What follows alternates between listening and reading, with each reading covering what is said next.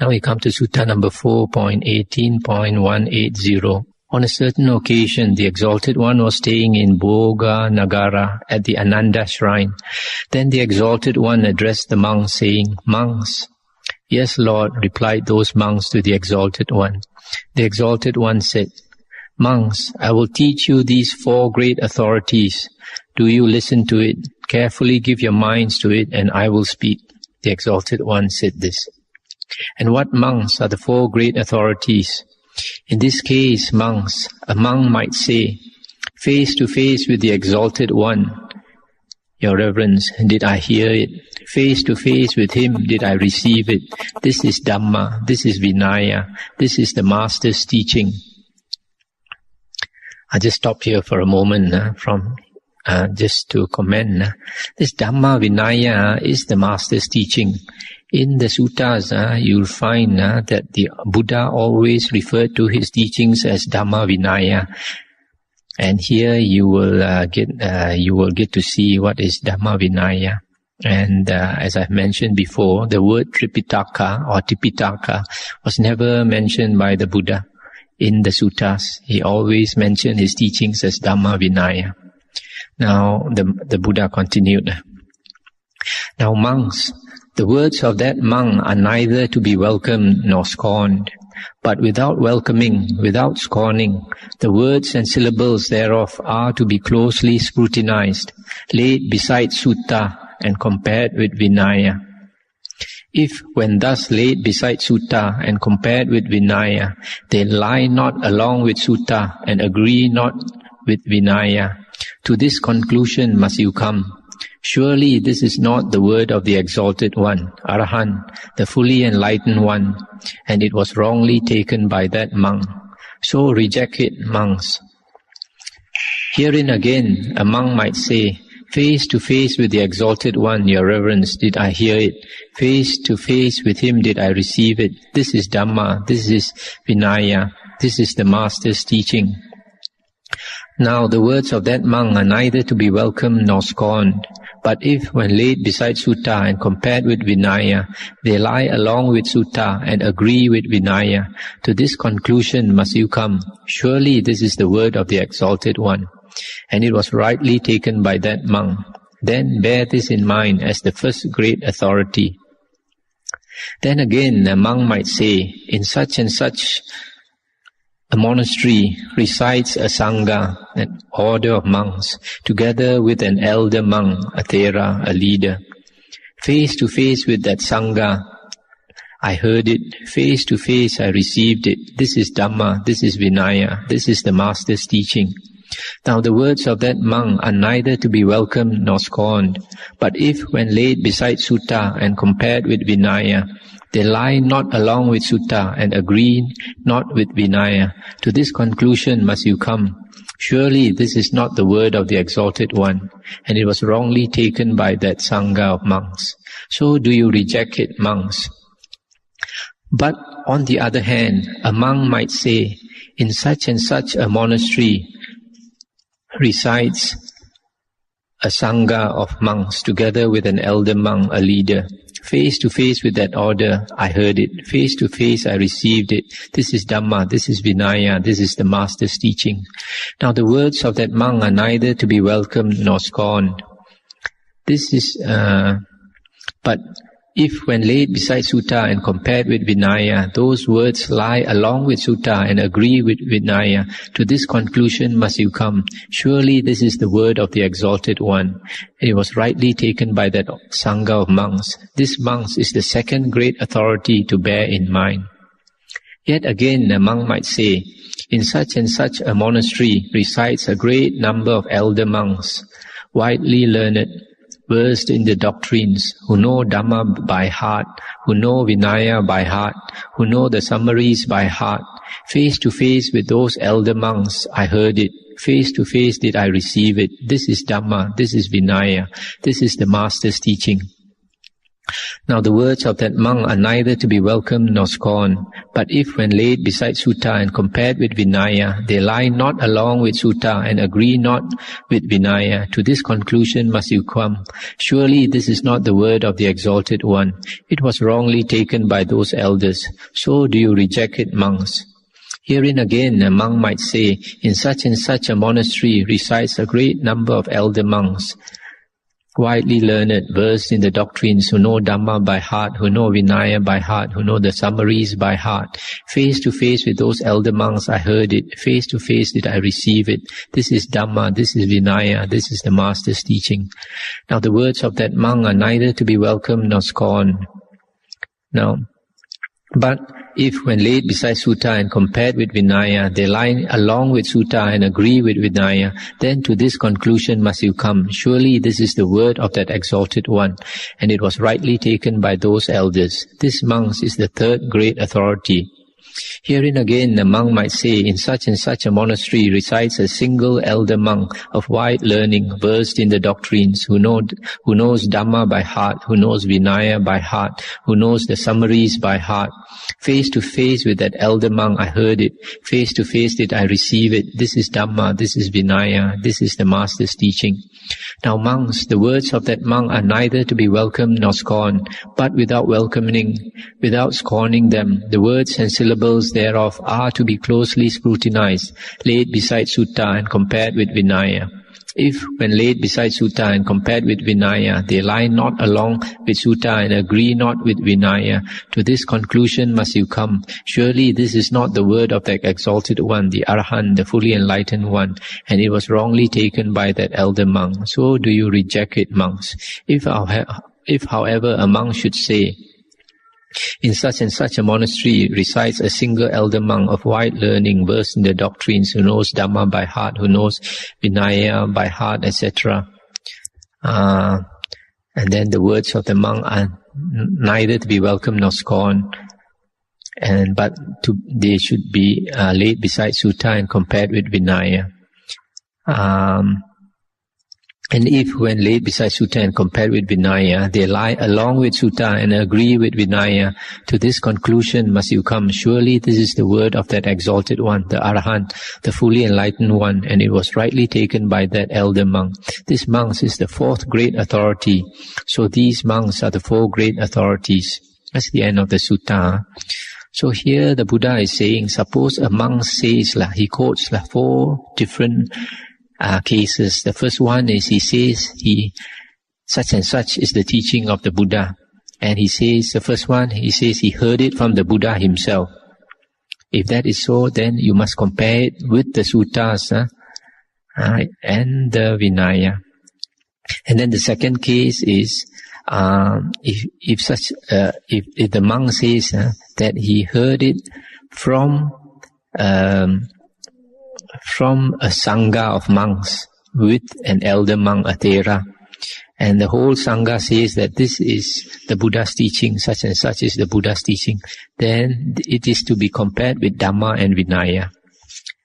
And then the third one is, if a monk says that in a monastery there are a great number of Theras, elder monks, widely learned, and they say that such and such is the Buddha's teachings, again, it must be compared with Sutta and Vinaya. And the fourth one is, the monk says that in a monastery there is a single elder monk who is widely learned, and he claims that such and such is the Buddha's teachings. Then, without welcoming or scorning what he says, his words are to be compared with the Sutta and Vinaya. And after comparing with Sutta and Vinaya, then only you can come to the conclusion whether it is the Buddha's teachings or not. So here, in this sutta, you find is very clearly stated that Dhamma means the suttas, because when he claims this is Dhamma, it must be compared with the suttas. And there is no mention of the Abhidhamma as we know it today in the original suttas of the Buddha. Even though there are certain monks who claim that the Dhamma includes the Abhidhamma, in this sutta, it is very clear that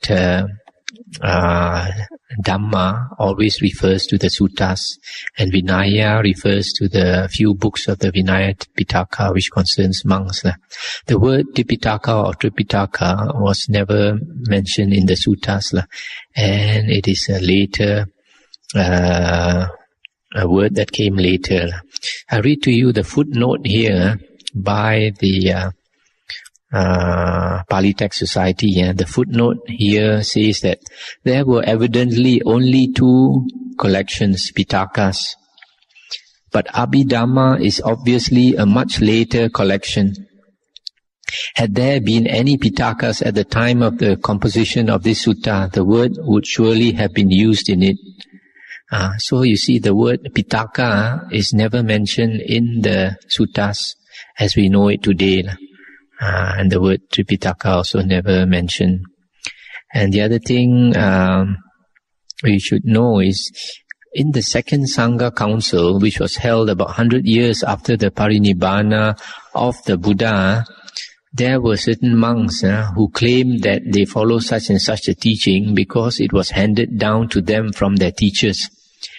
And so it was decided at the second Sangha Council that if a certain monk gets a teaching from his teacher, then he should compare what his teacher teaches with the suttas and the Vinaya.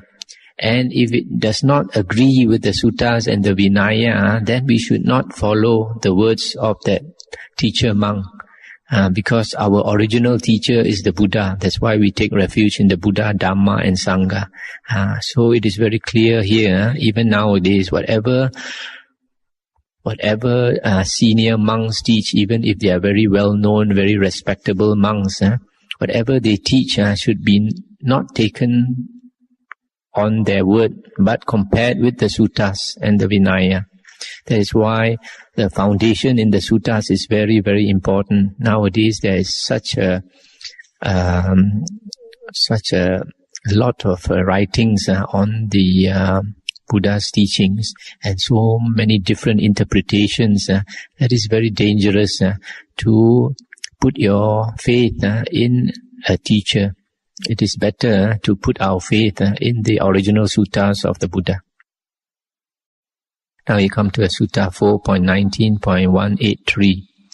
On a certain occasion, the Exalted One was staying near Rajagaha in Bamboo Grove at the squirrels' feeding ground. Then the Brahmin Vasakara, a great official of Magadha, came to visit the Exalted One. On coming to him, he greeted him courteously and sat down at one side. So seated, the Brahmin Vasakara, a great official of Magadha, said this to the Exalted One. For my part, Master Gotama, I say this, I hold this view. If a man speaks of what he has seen, there is no harm in his saying, thus I saw. If a man speaks of what he has heard, there is no harm in his saying, thus I heard. If a man speaks of what he has sensed, of what he has understood, saying, thus I sensed, thus I understood, there is no harm resulting from that. And the Buddha said, I, for my part, Brahmin, do not say that all that one has seen should be spoken of. Yet do I not say, Brahmin, that all that one has seen should not be spoken of. And I say the same of what is heard, sensed, and understood. Now all that one has heard, sensed, or understood should be spoken of or not spoken on. Not all that one has seen, sensed, or understood should be spoken of or not spoken of.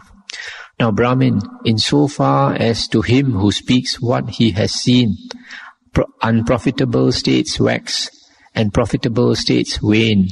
I say that such a thing, if seen, should not be spoken of.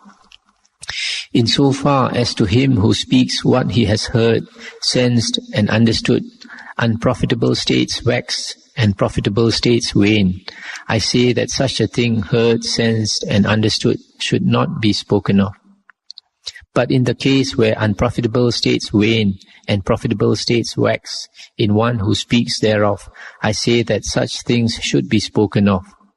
Thereupon the Brahmin Vasakara, the great official of Magadha, welcomed what was said by the Exalted One, and returning thanks, he rose from his seat and went away.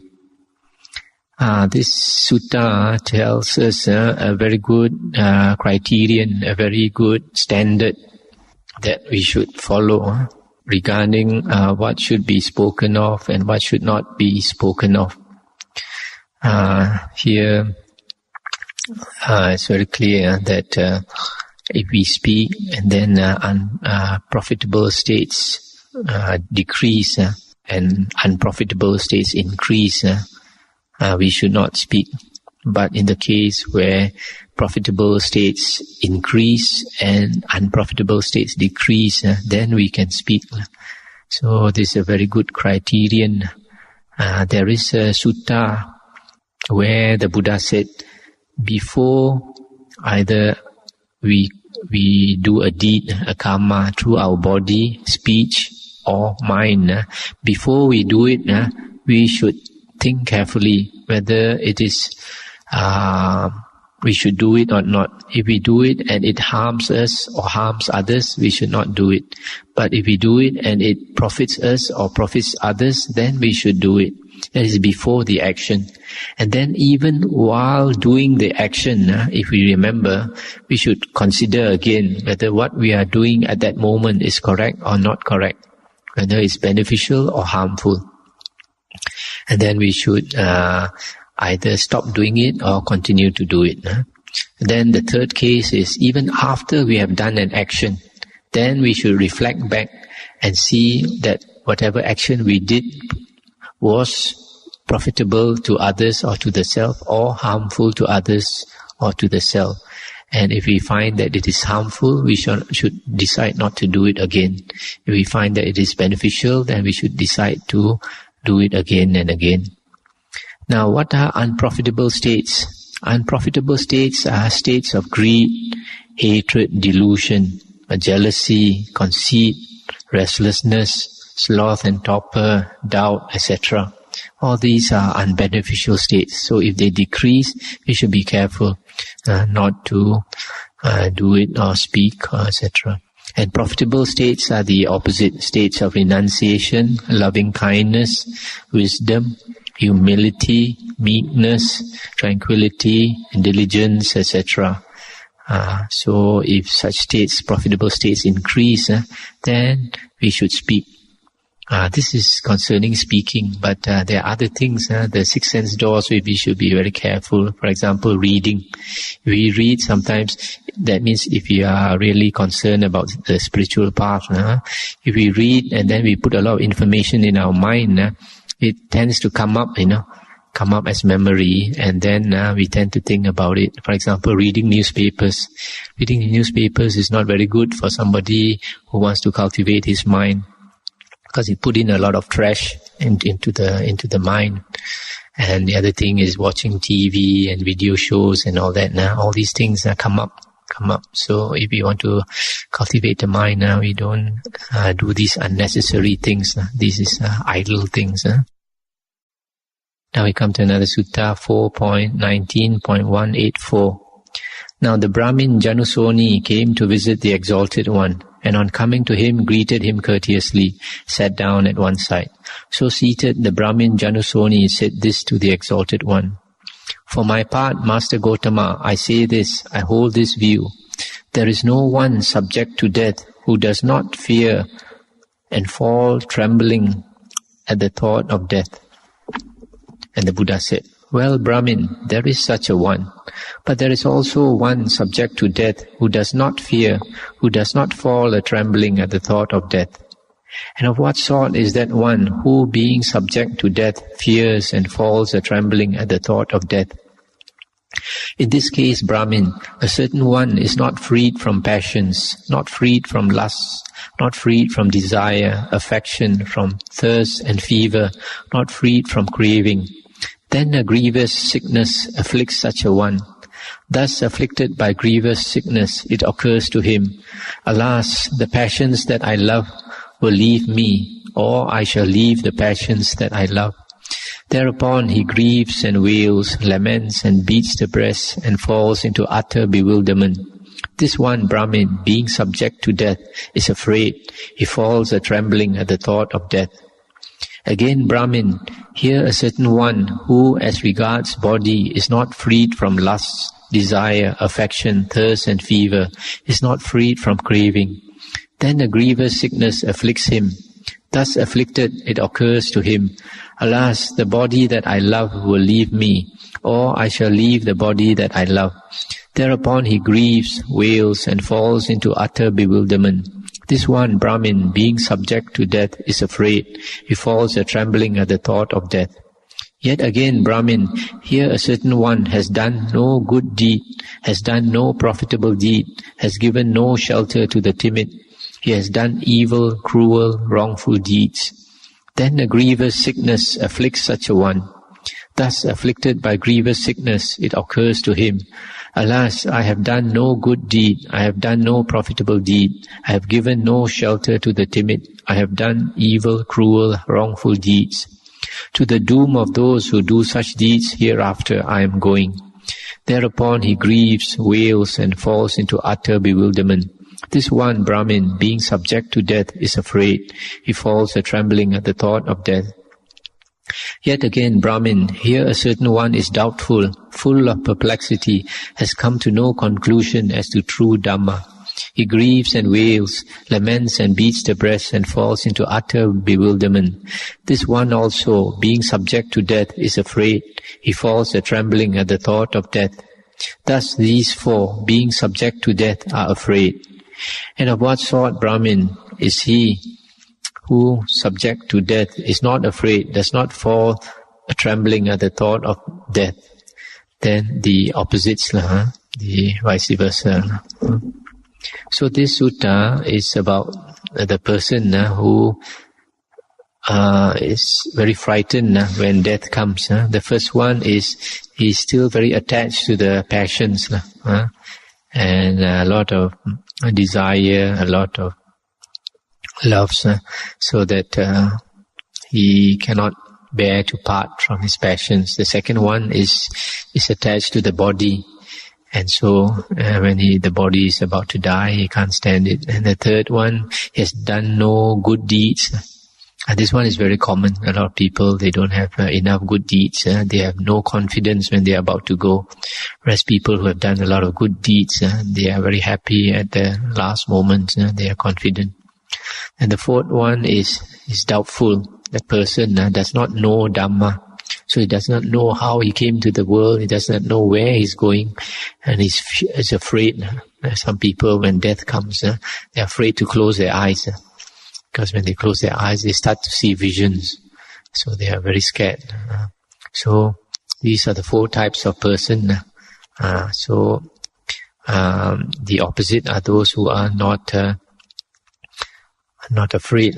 Now, I've read another sutta earlier where the Buddha said that most people, after they pass away, will fall into the woeful plains of rebirth. According to the suttas, most people, when we pass away, most people will fall into the woeful plains. And few will come back to the human realm or to go to the heavenly realm. So because most people go into the three woeful planes of the hell realm, animal and ghost realm, when death comes, they can see their place of rebirth. You can, if you have experience looking at people who are about to pass away, and they can tell at the last moment where they are going to be reborn. So they can be, some of them will scream at the last moments, Some of them, sometimes they behave like an animal and go walk on all fours and they refuse to wear any clothes. They'll just tear off their clothes. So these are the people who will be very afraid when death comes, which means that most people. So there is also a sutta where the Buddha said that we should be prepared because the Deva messengers have come to tell us, to give us warning. Who are the Deva messengers? When you see a person who is grievously sick, you should remember that is a Deva messenger to us, that one day we'll also be grievously sick.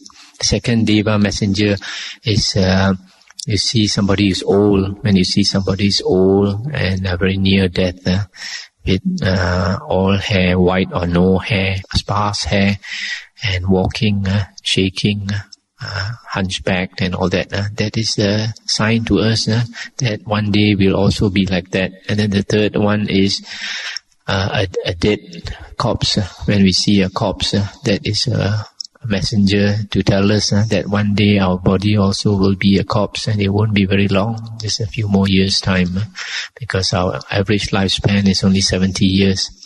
So these are the Deva messengers that we should receive, be heedful of the message that they are passing to us. The Buddha said our body is like a cancer. All of us have cancer. Sometimes we forget, sometimes somebody with cancer, they can be very alarmed. They think that they are the only one who's got cancer. I have somebody who got cancer. I've gone to see that person, and he tells me, I've got cancer, like, expecting me what should he do? But he forgets that all of us have cancer, in the sense that we don't know when we are going to die. Say, for example, a person has cancer, he thinks he's got maybe another few months to live. But then, even for the rest of us, we have a few years to live. That's not very much more. We all have to face the prospect of death. So when we listen to the suttas, we understand that's the way the world is. That's the way things are. So we accept it. We accept death. And then when death comes, we are no more afraid. So the Buddha said we should always reflect on death. Marana sati, the reflection of death, we should always practice. Now the next sutta is 4.19.185. On a certain occasion, the Exalted One was staying near Rajagaha on Vulture's Peak Hill.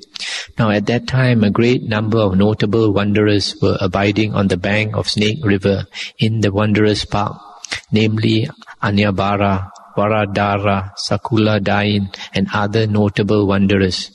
Now in the evening, the Exalted One, arising from his solitary meditation, went towards the bank of Snake River, where was the Wanderers' Park. On that occasion, among those wanderers holding other views, as they sat gathered together, this subject of talk chanced to arise. Such and such are the Brahmana truths, or holy truths. Such and such are the Brahmana truths, the holy truths. I'll just stop here for a while to explain this word Brahmana. This word Brahmana was originally used for one of the 4 castes in India.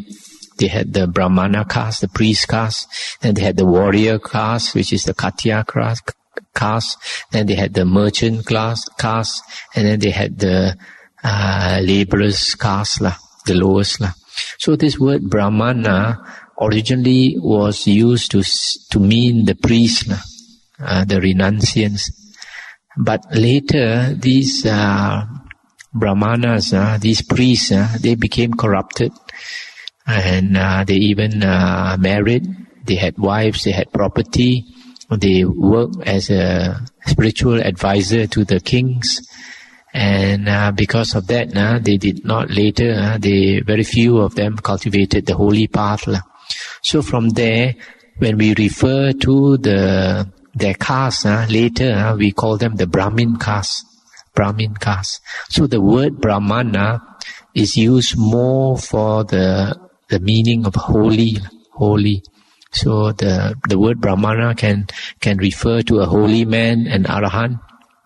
It can also refer to the Brahmin caste. So you have to be careful. So in this case, when you say the Brahmana truths, it means the holy truths. Now to continue. Now when the Exalted One reached those wanderers, on coming to them, he sat down on a seat made ready. When he had sat down, the Exalted One said this to those wanderers. Pray, wanderers, on what subject of talk were you engaged just now as you sit here gathered together? What was the subject of talk you have just now broken off? As to that, Master Gotama, as we sat here gathered together, the subject of talk that chanced to arise was this: such and such are the Brahmana truths, such and such are the Brahmana truths. Well, wanderers, these 4 Brahmana truths or holy truths have been set forth by myself after fully comprehending and realizing them for myself. What for? In this case, wanderers, the Brahmana says thus: all living things are not to be harmed. So saying, a Brahmana speaks truth, not falsehood. Therein he has no conceit of recluse or Brahmin.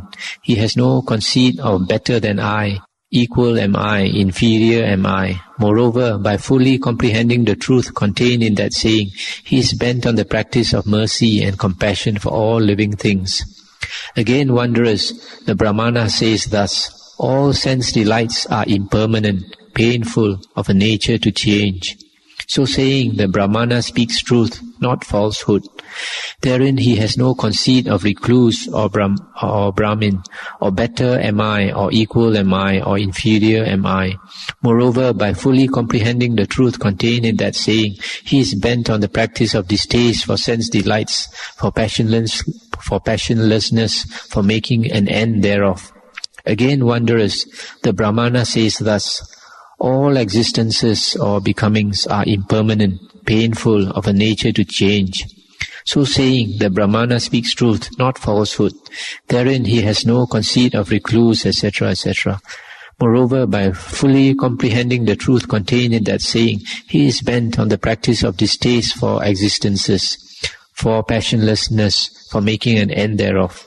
Yet again, the wanderers, the Brahmana says thus: I have no part in anything anywhere, and herein for me there is no attachment to anything. So saying, the Brahmana speaks truth, not falsehood. Therein he has no conceit of recluse or Brahmin, or better am I, or equal am I, or inferior am I. Moreover, by fully comprehending the truth contained in that saying, he is bent on the practice of having nothing at all. So these wanderers are the 4 Brahmana truths put forth by myself after fully comprehending and realizing them myself. That's the end of the sutta. So in this sutta, you can see, during the time of the Buddha, there were a lot of external ascetics, like these wanderers, paribhajjakas, they are called. And this sutta shows that the Buddha was friendly with them. He associated with them. He did not cut them off. He did not look down on them.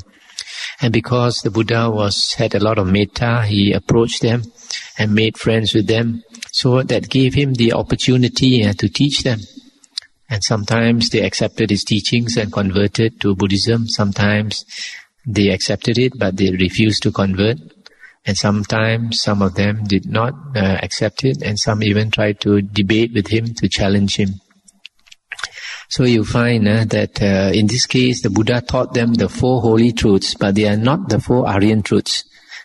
Not the 4 Aryan truths, because some of these external ascetics, they have their own opinion, their own views, so it's not easy to change them. So out of these 4 truths that the Buddha mentioned, 2 of them actually are part of the external sect teachings. Like the first one, all living things are not to be harmed. This is a very common view of holy men of all the religions and in India at that time. And like the Jain sect, they are quite fanatical about not harming any living beings, so that they are pure vegetarians to the extent of not taking milk and not even taking fresh vegetables and fruits. They think that fresh vegetables also contain life, and they only take brown vegetables. So the Buddha mention this first one to sort of get there, that something that is very acceptable to them. Then the 4th one also, that I have no part in anything anywhere, and herein for me there is no attachment to anything. And it's because of this that some of them they don't wear any clothes, they go around naked. They say they have no attachment to anything or everything. They have put down, including all the clothes. Of course, this is it's not something very practical, so the Buddha did not practice this. But this idea that they are not attached to anything is something that is acceptable. So the Buddha also mentioned this. Then the other two are basically the Buddha's teachings that all sense delights are impermanent, painful, of a nature to change, and all existences are impermanent, painful, of a nature to change.